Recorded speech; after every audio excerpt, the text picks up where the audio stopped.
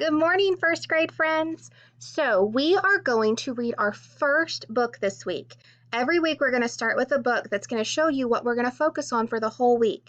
So, our first book this week is called School's First Day of School. And I put it up on the screen so that you can see and follow along with the words too. And just from looking at the cover, I want you to take a second to wonder and say, I wonder what this book is going to be about. So, I'll give you a second. Awesome. All right. And this book, School's First Day of School, is written by Adam Rex. He's our author, and we know that the author is the person that's going to write the words. And it's illustrated by Christian Robinson. And an illustrator is someone that draws the pictures. Let's go ahead and get started. School's First Day of School.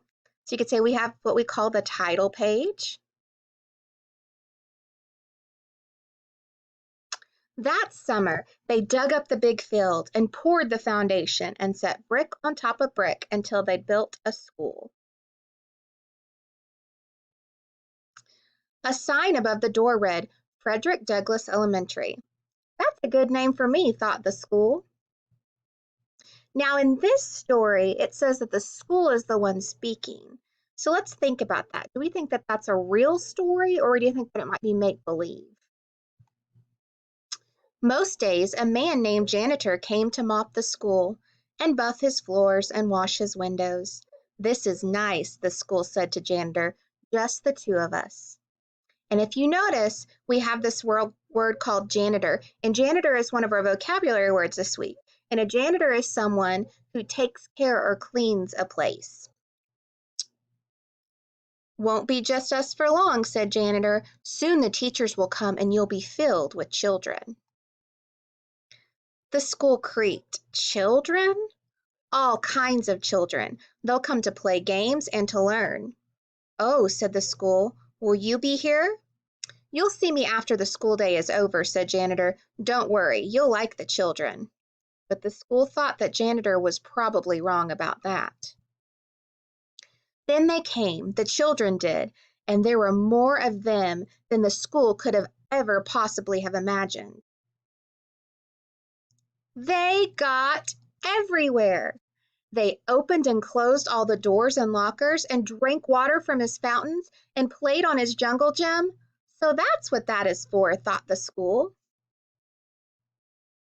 Some of the older kids gathered by the school's back fence and showed each other their bored faces. This place stinks, said one, and the school gasped. Okay, gasp is another one of our vocabulary words. When you gasp, you breathe in real quick because you're surprised. I hate school, said another with puffy hair, to the agreement of his friends.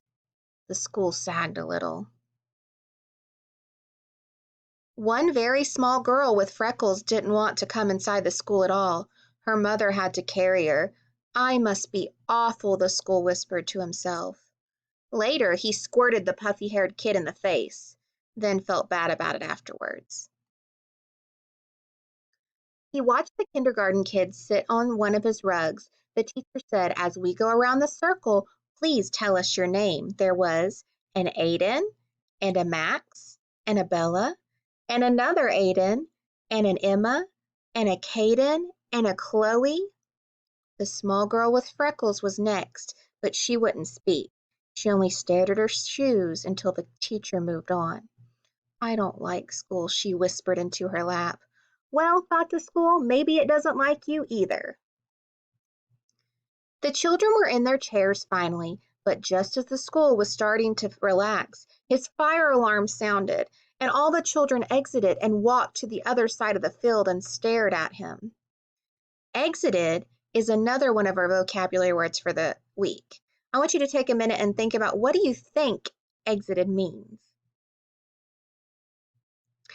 If you said that you thought it means to go out of some place, you are correct. When you exit somewhere, you leave. He was so embarrassed. He held his doors open for them when they returned.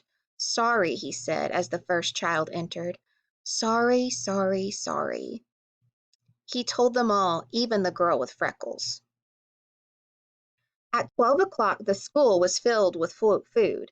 At 12:30, the school was filled with garbage. At one table, a boy told a funny joke, and another boy laughed so hard that milk came out of his nose. Now I'm covered with nose milk, thought the school. He had to admit that it was a pretty funny joke, though. Even the girl with freckles liked it. After lunch, the kindergarten kids learned about shapes. A rectangle has 4 sides, said the teacher. 1, 2, 3, 4. And a square has 4 sides too. In fact, a square is actually a special kind of rectangle. Wow, said the school. I did not know that. If you knew that a square was a special type of rectangle, can you give me a thumbs up? Afterwards, the children made pictures with glitter and paste. The girl with freckles made a picture of the school. It looks just like me, thought the school, except glittery. It's like she's known me all of my life. Do you think I could have your picture? The teacher asked her. Don't tell anyone, but I think it's the best. The school thought she was probably right about that. The freckled girl smiled when the teacher stuck her drawing onto the school wall with a push pin. Ouch, said the school, but he didn't mind, not really. At 3 o'clock, the parents came to pick up the children. At 3:30, janitor came to pick up the school. I was full of kids, the school told him, and I heard a joke, and I accidentally had a fire drill, but everyone was nice about it, and I listened to a classroom, and I learned about shapes. You had a big day, said janitor. Do you think, the school said, you think you can invite everyone to come back tomorrow, especially that little freckled girl? Janitor nodded. I'll see what I can do. Janitor sat on top of the school, and they watched the sun go down. In the beginning, I didn't know what I was, said the school. I thought I was a house. Nope, said janitor. I suppose some other place gets to be your house, the school added. Janitor nodded. That's true, but you get to be a school. That's lucky. And the school thought he was probably right about that. All right, my friends, thank you for listening to School's First Day of School. You're going to have some assignments that are going to go along with it, and we're going to be listening to it again in the next couple of good days so you can pick up on more and more events that happen in this story.